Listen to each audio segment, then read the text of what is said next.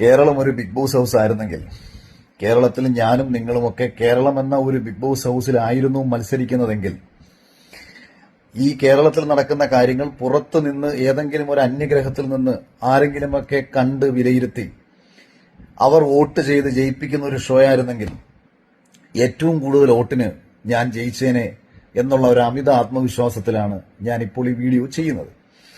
അതിനുള്ളൊരു കാരണം ഈ ഒരു പോസ്റ്റ് കൂടി നിങ്ങൾ നോക്കൂ. വേടൻ പീഡനവീരൻ, രാഹുൽ മാങ്കൂട്ടത്തിൽ പീഡനവീരൻ, ദിലീപ് ഏട്ടൻ നിരപരാധി. ഒന്നാമത്തെ കാര്യം, ഞാൻ വേടനെ പീഡനവീരനെന്ന് ഞാൻ വിളിച്ചിട്ടില്ല, രാഹുൽ മാങ്കൂട്ടത്തിനെ പീഡനവീരനെന്ന് വിളിച്ചിട്ടില്ല. ആ വിഷയത്തിൽ ഈ രണ്ടു പേരെയും തള്ളിപ്പറയാനുണ്ടായ കാരണമെന്ന് പറയുന്നത് പെൺകുട്ടികൾ ഇവർക്കെതിരെ ഡയറക്റ്റ് പരാതി കൊടുത്തതാണ്. ഇന്ന ഒരാൾ ഞങ്ങളെ ഉപദ്രവിച്ചു എന്ന് പറഞ്ഞുകൊണ്ട് സ്ത്രീകൾ നേരിൽ വന്ന് പരാതി കൊടുത്തതുകൊണ്ടാണ് ആ വിഷയത്തിൽ ഞാൻ സ്ത്രീകൾക്കൊപ്പം നിന്നത്. ഒരു പെൺകുട്ടി തന്നെ മറ്റൊരാൾ ഉപദ്രവിച്ചു എന്ന് പറയുന്ന ഒരു പരാതിയിൽ കഴമ്പുണ്ടെങ്കിലും ഇല്ലെങ്കിലും അവളെ നമ്മൾ അവിടെ വിശ്വസിച്ചു എന്ന് പറയുന്നതിനപ്പുറത്തേക്ക് മറ്റൊന്നുമില്ല. വിശ്വസിക്കുകയാണ്. കാരണം തള്ളി പറയാൻ എനിക്ക് പറ്റും. പക്ഷെ തള്ളി പറയുമ്പോൾ കേരളത്തിൽ ധാരാളം പെൺകുട്ടികൾക്ക് ഇത്തരത്തിലുള്ള വിഷമങ്ങൾ ഉണ്ടാവുന്ന ഒരു സാഹചര്യം വരുമ്പോൾ അവർക്ക് തുറന്നു പറയാനുള്ള ഒരു ധൈര്യം നഷ്ടപ്പെട്ടു പോകുന്നത് കൊണ്ടാണ് ഈ വിഷയത്തിൽ കോടതി വിധി വരുന്നത് വരെയും ഈ പെൺകുട്ടികൾ പറഞ്ഞ വാക്കുകളോട് യോജിക്കുന്നത്. അല്ലാതെ വേടൻ ബലാത്സംഗം ചെയ്തതല്ലെന്നും രാഹുൽ മാങ്കൂട്ടത്തിൽ ബലാത്സംഗം ചെയ്തതല്ലെന്നും എനിക്ക് വളരെ വ്യക്തമായി അറിയാം. വേടന്റെ വിഷയത്തിലും രാഹുൽ മാങ്കൂട്ടത്തിന്റെ വിഷയത്തിലും ഒരു ചെറിയ വ്യത്യാസമുള്ളത്, രാഹുൽ മാങ്കൂട്ടത്തിൽ ഗർഭഛിദ്രം നടത്താൻ പ്രേരിപ്പിച്ചതും ഒരു പെൺകുട്ടിയെ ഗർഭം ധരിപ്പിച്ചതിന് ശേഷം ഇമോഷണലി അവളെ തകർക്കത്തക്ക രീതിയിൽ സംസാരിച്ചതുമാണ് രാഹുൽ മാങ്കൂട്ടത്തിന്റെ വിഷയത്തിൽ ഞാൻ അത്തരത്തിലൊരു നിലപാട് സ്വീകരിക്കാനുണ്ടായ കാരണം. അത് മാത്രവുമല്ല, എന്നോട് നേരിട്ട് രാഹുൽ ചെയ്ത ചില കാര്യങ്ങൾ പറഞ്ഞിട്ടുള്ള പെൺകുട്ടികളുണ്ട്, ഈ പരാതി കൊടുത്തിട്ടുള്ള ആൾക്കാർ ഉൾപ്പെടെ. അതുകൊണ്ട് തന്നെയാണ് എനിക്ക് ആ വിഷയത്തിൽ അത്തരം സമീപനങ്ങൾ സ്വീകരിക്കേണ്ടി വരുന്നത്. ഇനി കഴിഞ്ഞ വർഷം ബിഗ് ബോസിൽ ഓഡിഷന് പോയിട്ടുള്ള പെൺകുട്ടികൾക്ക് ബുദ്ധിമുട്ടുകൾ നേരിടേണ്ടി വരുന്നു. അവിടെ തലപ്പത്തിരിക്കുന്ന ആൾക്കാർ ആ പെൺകുട്ടികളോട് ശരീരം ആവശ്യപ്പെട്ടു എന്ന് ഞാൻ തുറന്നു പറയുമ്പോൾ ഞാൻ എന്ത് നേട്ടമാണ് ആഗ്രഹിക്കുന്നത്? ഏഷ്യാനെറ്റ് പോലെ ഒരു വലിയ സ്ഥാപനത്തിന്റെ തലപ്പത്തിരിക്കുന്ന ആൾക്കാർക്കെതിരെ സംസാരിക്കുമ്പോൾ അഖിൽമാരാർക്ക് ലാഭമാണോ നഷ്ടമാണോ ഉണ്ടാവുക? ഞാൻ വളരെ തുറന്നു പറഞ്ഞ സമയത്ത് ഓൺലൈൻ മാധ്യമങ്ങൾ എഴുതിവിട്ടു, ബിഗ് ബോസിൽ പോകുന്നത് പെണ്ണുങ്ങൾ കിടന്നു കൊടുത്തിട്ടെന്ന് അഖിൽമാരാർ എന്ന് പറഞ്ഞുകൊണ്ട് അന്ന് ബിഗ് ബോസിലെ പെണ്ണുങ്ങൾ എല്ലാവരും തന്നെ, ഈ ഭാഗ്യലക്ഷ്മി അല്ലെങ്കിൽ ശോഭ ഉൾപ്പെടുന്ന സകല ആൾക്കാരും, പെൺകുട്ടികൾ 3 പെൺകുട്ടികൾ പരസ്യമായി വന്നിട്ട് തങ്ങൾക്ക് നേരിടേണ്ട അനുഭവങ്ങൾ പറഞ്ഞിട്ട് പോലും ഒരൊറ്റ പെൺകുട്ടിക്ക് വേണ്ടി സംസാരിക്കാതെ എനിക്കെതിരെ ആക്ഷേപങ്ങൾ ചൊരിഞ്ഞു നടക്കുകയായിരുന്നു. അന്നും ആക്ഷേപം കേൾക്കേണ്ടി വന്ന ആൾ ഞാനാണ്. ഞാൻ ആർക്ക് വേണ്ടിയാണ് സംസാരിച്ചത്? പെണ്ണുങ്ങൾക്ക്, സ്ത്രീകൾക്ക് വേണ്ടിയാണ് സംസാരിച്ചത്. അനുമോൾക്ക് അനുകൂലമായി ബിഗ് ബോസിലെ വിന്നറായ ഞാൻ സംസാരിച്ചെന്ന് പറഞ്ഞിട്ട് ധാരാളം തെറി അതുമായി ബന്ധപ്പെട്ട് ഞാൻ കേൾക്കേണ്ടി വന്നു, എന്നെ ഇഷ്ടപ്പെടുന്ന ആൾക്കാരിൽ നിന്ന്. ഞാൻ അനുമോളെ ബിഗ് ബോസിലെ ഒരു ഗെയിമർ എന്ന നിലയിലാണോ സപ്പോർട്ട് ചെയ്തത്? അല്ല. അനുമോൾക്ക് ബിഗ് ബോസ് ഹൗസിൽ വെച്ച് നേരിടേണ്ടി വന്നിട്ടുള്ള ബുദ്ധിമുട്ടുകൾ അത് നെവിന്റെ ഭാഗത്തുനിന്നുണ്ടായതുകൊണ്ടാണ് ഞാൻ നെവിനെ അതിശക്തമായി ആക്രമിച്ച് സംസാരിച്ചത്. പിന്നീട് പുറത്തുനിന്ന് ആൾക്കാരുടെ ഭാഗത്തുനിന്നുണ്ടായപ്പോഴാണ് ഞാൻ അവരെയും ആക്രമിച്ച് സംസാരിച്ചത്. ഒരു പെൺകുട്ടിയെ ഒറ്റ ചേർന്ന് കൂട്ടമായിട്ട് ആക്രമിക്കുന്ന ഒരു സാഹചര്യം എന്റെ കൺമുന്നിൽ കണ്ടപ്പോൾ ഞാൻ ആ പെൺകുട്ടിക്ക് വേണ്ടി സംസാരിക്കുകയാണ് ചെയ്തത്. തിരുവനന്തപുരത്ത് ആശാവർക്കർമാരായിട്ടുള്ള അമ്മമാർ സമരം ചെയ്ത സമയത്ത് അവർക്ക് വേണ്ടി സംസാരിക്കുകയും അവർക്ക് സാമ്പത്തിക സഹായം ചെയ്യുകയും ചെയ്തിട്ടുള്ള ഒരാളാണ് ഞാൻ. ഇതെല്ലാം സ്ത്രീകൾ തന്നെയാണ്.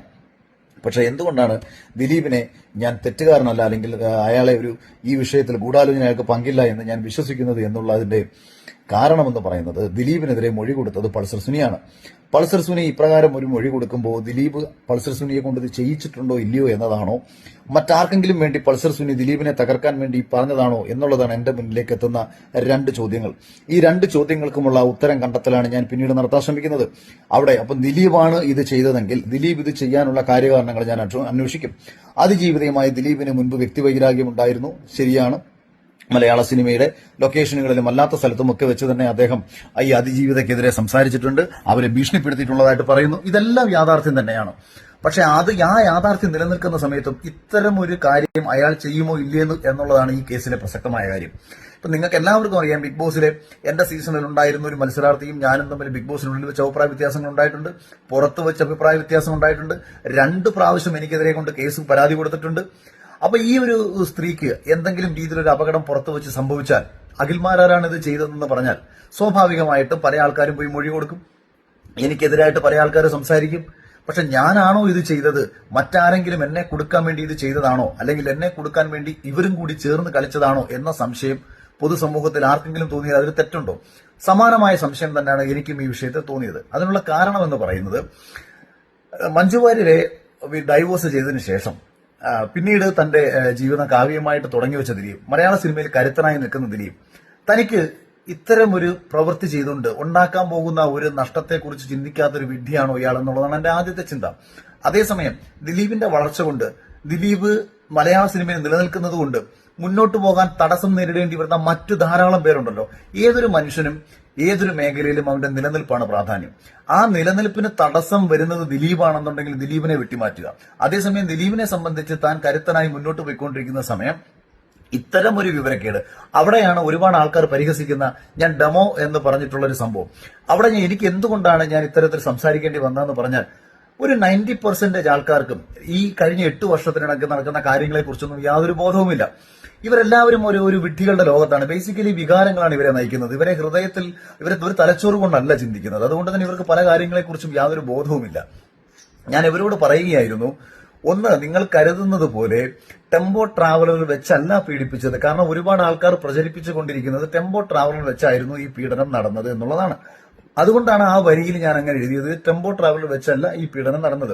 2, പലരും പറയുന്ന ഒരു കാര്യമാണ്, പൾസർ സുനി ആണോ ഇത് ചെയ്തത്? പൾസർ സുനിയെ കൊണ്ടല്ലേ, മറ്റുള്ള ഒരാളല്ലേ ഇത് ചെയ്യിപ്പിച്ചത്? മുൻപ് ഇത്തരത്തിലുള്ള ചെയ്തികളുടെ പേരിൽ പിടിക്കപ്പെട്ടിട്ടുള്ള, മുൻപ് മലയാള സിനിമയിലെ നടിയുടെ നഗ്നചിത്രങ്ങൾ പകർത്തി കേസിൽ പ്രതിയായിട്ടുള്ള ഒരുവിന് സ്വന്തമായി ഇത് പ്ലാൻ ചെയ്തൂടെ എന്ന ഒരു ചോദ്യം ഞാൻ ചോദിക്കുമ്പോൾ ഇത് കേൾക്കാനൊന്നും ആർക്കും താല്പര്യമില്ല.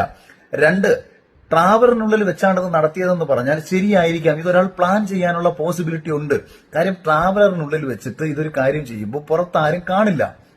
അപ്പം പുറമേ ആരും കാണാത്ത ഒരു സ്പേസിനുള്ളിൽ കംഫർട്ടായിട്ട് ഒരു പെൺകുട്ടിയെ ഉപദ്രവിച്ച് ആ ദൃശ്യങ്ങൾ പകർത്തിയെടുത്ത് കൊണ്ടുപോകാൻ വേണ്ടിയിട്ടുള്ള ഒരു കൊട്ടേഷൻ ആയിരുന്നു ഇതെന്നുണ്ടെന്നുണ്ടെങ്കിൽ തീർച്ചയായിട്ടും അതൊരു സൂത്രധാരൻ അതിന്റെ പിന്നിലുണ്ടെന്ന് നമുക്ക് ഉണ്ടാതിരിക്കുമോ, പക്ഷെ നമുക്കത് വിശ്വസിക്കാം. പക്ഷെ ഇവിടെ സംഭവിച്ചത് കാറിനുള്ളിൽ വെച്ചിട്ടാണ് ഇത്തരം ഒരു ആക്ടിവിറ്റി നടക്കുന്നത്.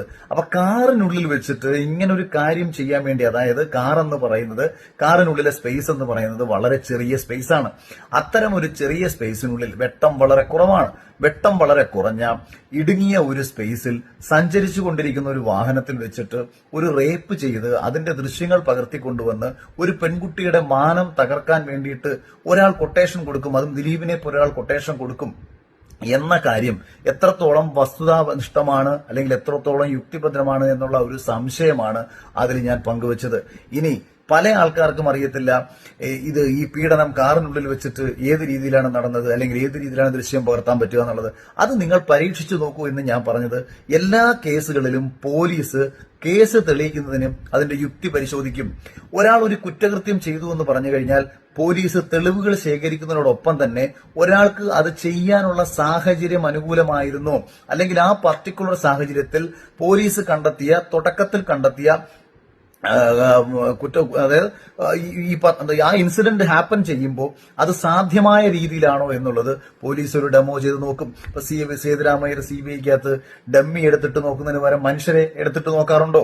അത് എന്തിനാണ് അങ്ങനെ നോക്കുന്നത്? അതേ തൂക്കത്തിലും അതേ വണ്ണത്തിലുമുള്ള ഒരു ഡമ്മി വന്ന് താഴെ വീഴുമ്പോൾ അത് ഇന്ന ഭാഗത്ത് പോയി കിടക്കുമോ എന്നറിയാൻ വേണ്ടിയിട്ടാണ് ഇത് ചെയ്യുന്നത്. അതേപോലെ നിങ്ങൾക്ക് മറ്റൊരു അഭിഭാഷകന്റെ കേസ് ഡയറി എന്ന് പറയുന്ന ഒരു സിനിമയിൽ തെളിവായിട്ട് കാണിക്കുന്ന ഒരു ഫോട്ടോ ഉണ്ട്. ആ ഫോട്ടോ ഉച്ചയ്ക്ക് കല്യാണത്തിന് പ്രതികൾ പങ്കെടുത്തിരുന്നു എന്ന് കാണിക്കാൻ വേണ്ടിയിട്ട് കോടതിയിൽ ഹാജരാക്കുന്ന ഫോട്ടോയാണ്. അപ്പോൾ അവിടെ മജിസ്ട്രേറ്റിനെ വിളിച്ചുകൊണ്ട് ആ പർട്ടിക്കുലർ സ്ഥലത്തേക്ക് ചെന്നിട്ട് ഉച്ച സമയത്ത് ഈ പർട്ടിക്കുലർ സ്ഥലത്ത് നിന്ന് ഫോട്ടോ എടുത്തു കഴിഞ്ഞാൽ നിഴൽ ഏത് ഭാഗത്തായിരിക്കും എന്ന് മമ്മൂക്കയുടെ കഥാപാത്രം കാണിച്ചു കൊടുക്കുന്നുണ്ട്. അതേസമയം അപ്പൊ എന്താ സംഭവിച്ചത്? നിഴലിനെ ചതിക്കാൻ ആർക്കും പറ്റില്ലല്ലോ. കാര്യം സൂര്യൻ 11 മണിക്കും 12 മണിക്കും നിൽക്കുന്ന സമയത്തുള്ള നിഴലല്ല 4 മണിക്ക്. അപ്പൊ 4 മണി എന്ന് പറയുന്ന ക്ലോക്കിന്റെ സമയം മാറ്റി വെച്ചുകൊണ്ട് 11 മണിക്ക് ക്ലോക്കിന്റെ സമയം മാറ്റാൻ പറ്റും, പക്ഷെ നിഴലിനെ ഇവർക്ക് മാറ്റാൻ പറ്റില്ല. അപ്പൊ ഇത് ഒരു പർട്ടിക്കുലർ സ്ഥലത്തിലേക്ക് കൊണ്ടുവന്ന ഒരു കേസ് തെളിയിക്കുന്ന രീതികളാണ്. അപ്പൊ ഇത്തരത്തിൽ അതെന്റെ ഭാവന എന്ന് പറഞ്ഞാൽ എന്റെ ഭാവനയാണ്, ഞാൻ അതാണ് അവിടെ പങ്കുവെക്കുന്നത്. അത് എന്തുകൊണ്ട് പങ്കുവെക്കുന്നു? ഞാൻ പറഞ്ഞിട്ടില്ല പൾസർ സുനി അല്ല ഇത് ചെയ്തതെന്ന് ഞാൻ പറഞ്ഞിട്ടില്ല. പൾസർ സുനിക്ക് കിട്ടിയ ശിക്ഷയിൽ 100% സന്തോഷിക്കുന്ന ഒരാളാണ് ഞാൻ. അവിടെ പൾസർ സുനിയെ കൊണ്ട് ഇത് ചെയ്യിച്ചത് ദിലീപ് അല്ല എന്ന് കോടതി കണ്ടെത്തിയിരിക്കുന്നു. ദിലീപ് അല്ല എന്ന് കോടതി കണ്ടെത്തി കഴിഞ്ഞതിന് ശേഷം മാധ്യമങ്ങളും കുറച്ചു പേരും കൂടി വന്നിരുന്നിട്ട് അത് ദിലീപാണെന്ന് പറഞ്ഞു കഴിഞ്ഞാൽ, അല്ലെങ്കിൽ ഈ വിഷയത്തിൽ അപ്പീലിന് പോകുമെന്നുള്ള വിവരക്കേടുകൾ പറഞ്ഞു കഴിഞ്ഞാൽ, ഞാൻ അപ്പീലിന് പോകുമെന്ന് പറയുന്ന വിവരക്കേടെന്ന് പറയുന്നതിന്റെ കാരണം സാധാരണ രീതിയിൽ കീഴ്ക്കോടതി ഒരാളെ ശിക്ഷിച്ചാൽ അപ്പീലിന് പോകുന്നത് ശിക്ഷിക്കപ്പെട്ടവരാണ് കൂടുതലും അപ്പീലിന് പോകുന്നത്. കാരണം മേൽക്കോടതിയിൽ പോയിട്ട് ശിക്ഷ ഇളവ് ചെയ്തു വരാൻ വേണ്ടിയിട്ടാണ് ചെയ്യുന്നത്. കീഴ്ക്കോടതിയുടെ മുന്നിലേക്ക് വരാത്ത ഒരു തെളിവും ഇനി മേൽക്കോടതിയിലേക്ക് വരില്ല. നിലവിലുള്ള ഈ തെളിവുകൾ മേൽക്കോടതി പരിശോധിച്ച് അത് അപര്യാപ്തമാണോ എന്ന് മാത്രമേ നോക്കൂ.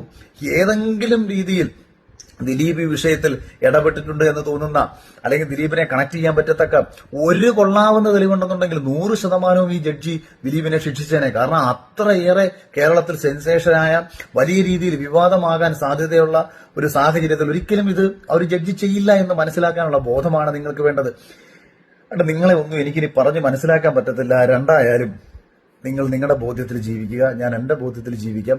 പക്ഷേ ഈശ്വരൻ നൽകിയിരിക്കുന്ന തലച്ചോറെന്ന് പറയുന്ന ഒരു സാധനം ആരെങ്കിലും ഉപയോഗിക്കുന്നുണ്ടെന്നുണ്ടെങ്കിൽ, ഉപയോഗിക്കുന്നവരെ തെറിവിളിക്കാൻ തുടങ്ങിയിട്ട് ഒരുപാട് കാലങ്ങളായി, ഭൂമി ഉരുണ്ടതാണെന്ന് പറയാൻ തുടങ്ങിയ കാലം മുതൽ ഈ നിമിഷം വരെ സത്യം പറയുന്നവനെ ഒറ്റതിരിഞ്ഞ് ആക്രമിക്കുന്ന വിഡ്ഢികളുടെ ലോകത്ത് തന്നെയാണ് എല്ലാവരും ജീവിക്കുന്നത്. എല്ലാവർക്കും ഒരേപോലുള്ള ബുദ്ധിയും ചിന്തിക്കാനുള്ള ശേഷിയും കൊടുത്തിട്ടുണ്ടായിരുന്നുണ്ടെന്നുണ്ടെങ്കിൽ ഈ ഭൂമി എത്രയോ മനോഹരമായി മാറിയാലും. മൃഗങ്ങളിൽ തന്നെ പല ആരോഗ്യ ഘടനയുള്ളവരുണ്ട്, പല കഴിവുകളുള്ള ആൾക്കാരുണ്ട്, അതുപോലെ മനുഷ്യരിലും അത്തരക്കാരുണ്ടെന്ന് കരുതി ചിന്തിച്ച് സ്വയം ആശ്വസിക്കാനല്ലാതെ എനിക്കൊന്നും പറയാൻ കഴിയുന്നില്ല. എന്തായാലും എനിക്കെതിരെ വിമർശനങ്ങൾ ഉന്നയിച്ചു നടക്കുന്നവരെ, നിങ്ങൾ നിങ്ങളുടെ വിവരക്കേടുകൾ ഇനിയും തുടർന്നോളൂ. ഞാൻ ഇന്ത്യൻ നീതിന്യായ വ്യവസ്ഥയും ഇന്ത്യൻ ഭരണഘടനയും ബഹുമാനിക്കുന്നു, അത്രമാത്രം.